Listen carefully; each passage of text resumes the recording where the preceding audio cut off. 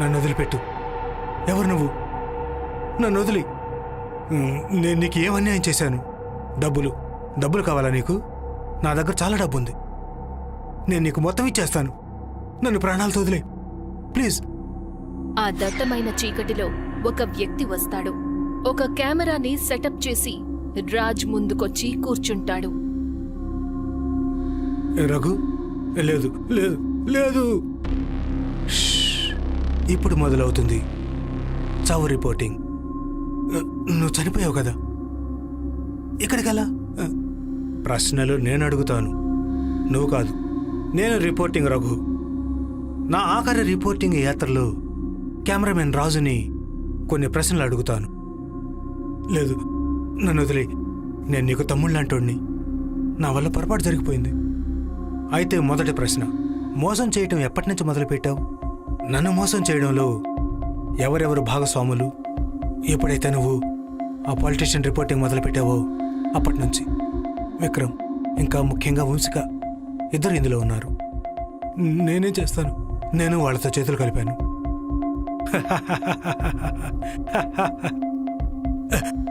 ఎందుకు నవ్వుతున్నావు? నాకు భయం వేస్తుంది. ప్లీజ్ నన్ను వదిలిపెట్టి. మోసం పొరపాటు కాదు, పాపం. పాపానికి క్షమాపణ దొరకదు. ఏ కెమెరాని నువ్వు ప్రతిక్షణం పట్టుకొని ఉంటావో అదే కెమెరాలో నువ్వు ప్రాణాలు కోల్పోవడం రికార్డ్ అవుతూ ఉంటుంది. ఇప్పుడు రిపోర్టర్ని నేనే, జడ్జిని నేనే. నేనే నీ ప్రాణాలు తీసే యముణ్ణి కూడా. ఆ మాట చెప్పి రిపోర్టర్ రాజ్ మీదకి పెట్రోల్ చల్లటం మొదలు పెడతాడు. వద్దు వద్దు వద్దు. నన్ను చంపాలనుకుంటే చంపు, కానీ ఇలా హింసించి మాత్రం చంపొద్దు. నన్ను వదిలిపెట్టు. ఈ ప్రపంచంలో న్యాయం లభించదు, లాక్కోవాల్సి వస్తుంది. చనిపోయిన తర్వాత అయినా సరే. రఘు ఒక అగ్గిపెట్టెను వెలిగిస్తాడు. దాన్ని రాజ్ మీదకు విసిరేస్తాడు. రఘు మనసులో ఏదైతే అన్యాయపు మంటలు మండుతూ ఉంటాయో అవి ఇవాళ తన ఆత్మరూపంలో వచ్చి పగ తీర్చుకుంటుంది. ఆ జ్వాల, పగ, న్యాయం మోసానికి చెందింది. ఇప్పుడు అందులో రాజ్ కాలిపోతున్నాడు. నరకంలో ఎదురు చూస్తూ ఉండు. భూమి నుండి పాతాళం వరకు ప్రయాణించి నువ్వు తల్లడిల్లేలా చేస్తాను. అన్యాయం నశించాలి.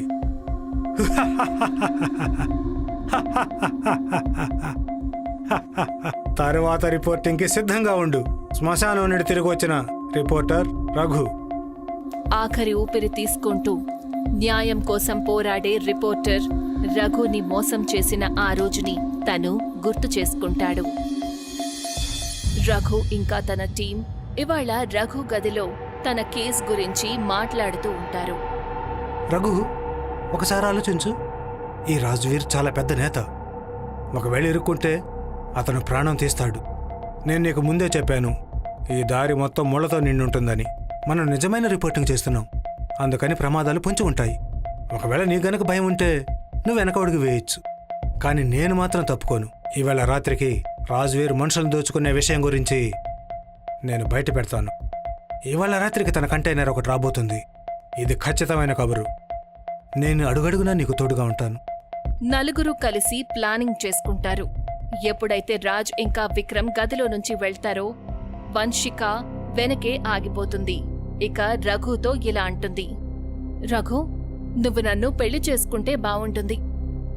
వంశిక, నువ్వు ఇప్పటికే దీని గురించి చాలాసార్లు చెప్పావు. నేను కూడా నీకు చాలాసార్లు చెప్పాను కదా, నేను కేవలం ఒక్కసారే ప్రేమిస్తాను. అది నా పనిని. నువ్వు నా స్నేహితురాలివి.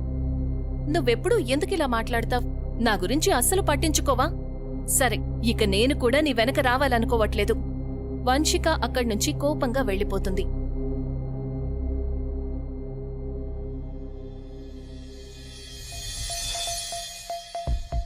ఇప్పుడు సమయం వచ్చేసింది.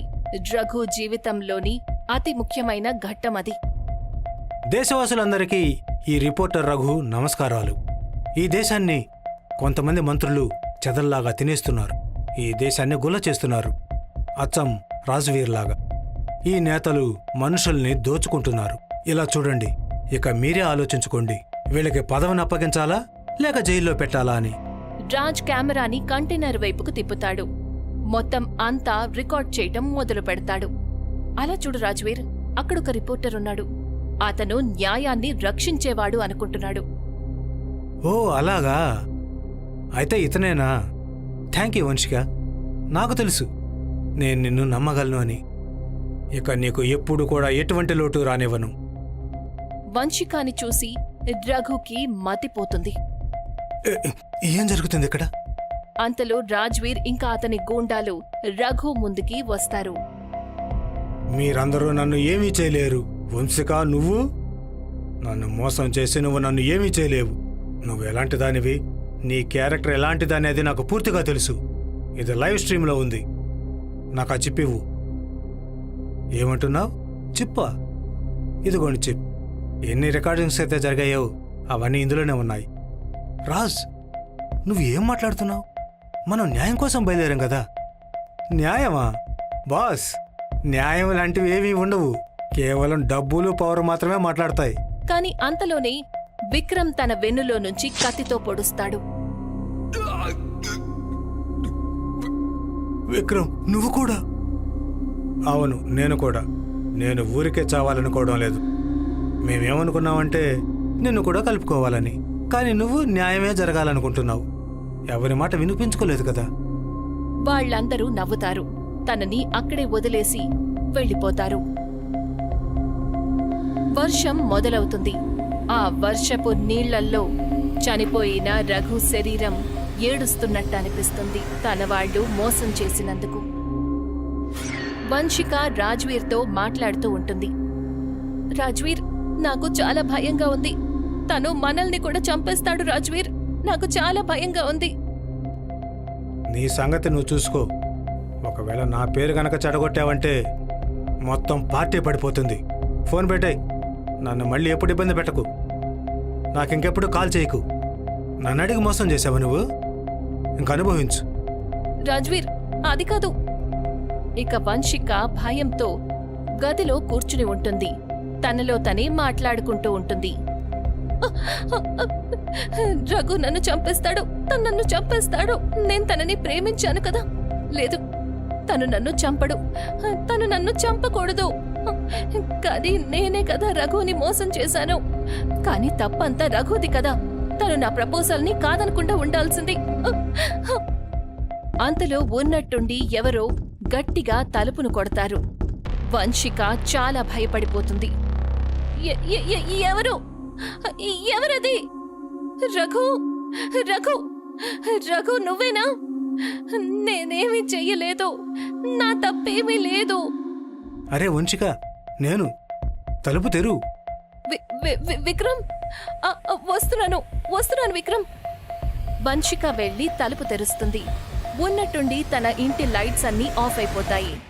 వంశిక అరిచిన శబ్దం మాత్రమే వినిపిస్తుంది. ఉన్నట్టుండి ఒక బల్బ్ వెలుగుతుంది. ఒక చైర్ మీద వంశిక బందీగా ఉంటుంది. ఒక వ్యక్తి చీకట్లో కెమెరా సెట్ చేస్తూ ఉంటాడు. ఆ తర్వాత ఆ వ్యక్తి వంశిక ఎదురుగా వచ్చి కూర్చుంటాడు.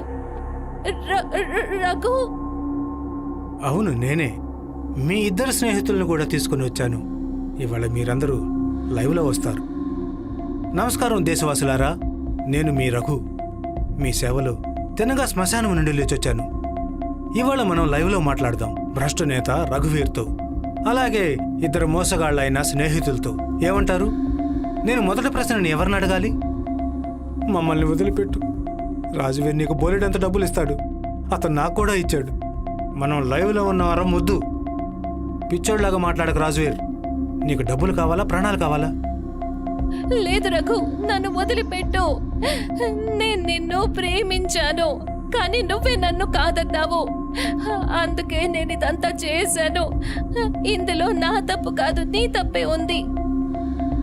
అయితే మొదటి రిపోర్టింగ్ చేద్దాం ఒక ప్రియురాలితో. వంశిక, నిన్నే అడుగుతున్నాను. నువ్వు రాజువీర్తో కలిసి నన్ను చంపించడానికి పన్నాగాలు పన్నావా? అవును, కానీ కానీ కానీ నేనేం చెయ్యాలి? నాకెటు చూసినా నువ్వే కనిపించేవాడివి. నువ్వింకెవ్వరిని కలవడం నాకు ఇష్టం లేదు. అంటే నీకు నా మీద ఉన్నది ప్రేమ కాదు, కేవలం అదొక పిచ్చి మాత్రమే. నువ్వు నీ మొండితనాన్ని నెగ్గించుకున్నావు. కానీ నీ మోసం వల్ల నాకు మాత్రమే కాదు, మొత్తం దేశానికే నష్టం జరిగింది. ఏ అమ్మాలనైతే రాజువీర్ కంటైనర్లో బంధించి వేరే దేశానికి అమ్మేశాడో వాళ్ళందరి జీవితాల సంగతి ఏంటి? నాకు వేరే వాళ్ళ జీవితంతో సంబంధం ఏముంది? అసలు బాధలేదా నీకు? ఇక ఇది జడ్జిమెంట్ సమయం. నీకు నేను మరణశిక్ష విధిస్తున్నాను. తల్లడిల్లి చనిపోతావు. అప్పుడు నీకు తెలుస్తుంది నీ ప్రాణాలు నీ శరీరాన్ని నెమ్మదిగా ఎలా వదిలిపెడతాయి అని. రఘు లేచి వంశికాకి ఏదో తాగిస్తాడు.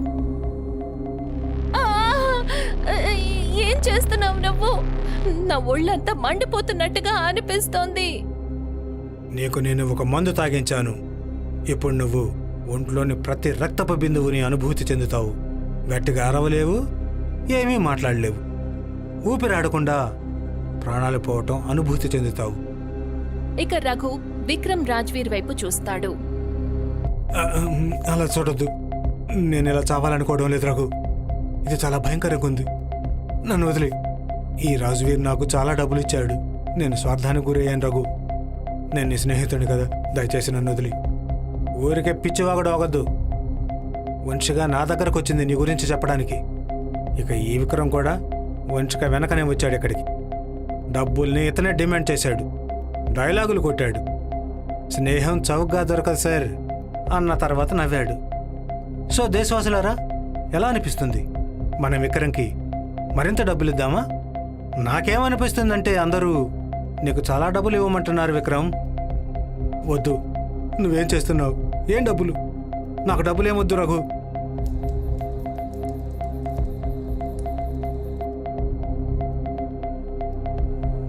వద్దు వద్దు వద్దు వద్దు వద్దు వద్దు వద్దు.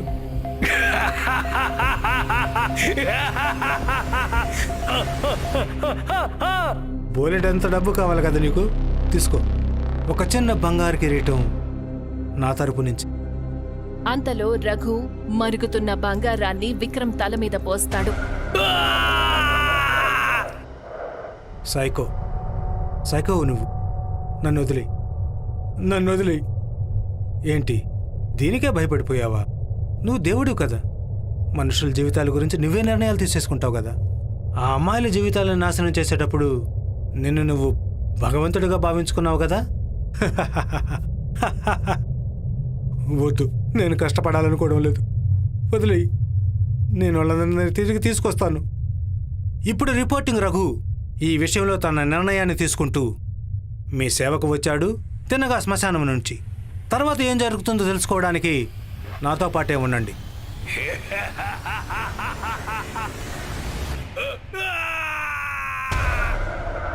శ్మశానం రిపోర్టర్ మళ్ళీ న్యాయం చేయడానికి లైవ్లోకి వస్తాడు.